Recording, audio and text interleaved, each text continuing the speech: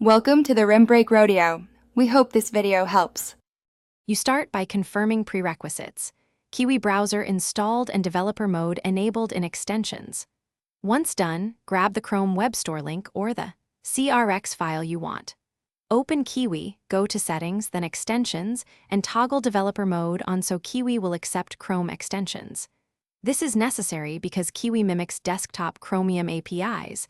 Without developer mode, you cannot sideload. Make sure you have a stable connection, large extensions download reliably, and less chance of corrupt installs.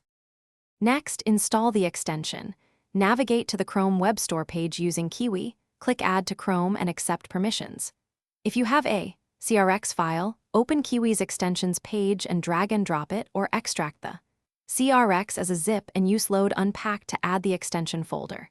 Once installation begins, monitor for any permission prompts, accept necessary ones so the extension can function. Remember, some desktop-only features may be limited, so test core functions immediately after install. Finally, configure and test the extension. Open Kiwi's extension menu, set options to suit mobile behavior, and pin the icon to the toolbar for convenience. Try the main features and verify permissions worked. If something breaks, clear Kiwi's cache, restart the browser, and retry. Many issues resolve with a restart. If installation failed, toggle developer mode off and on, remove and reinstall, or use the load unpacked workaround with an extracted folder that usually fixes corrupted. Thanks for watching.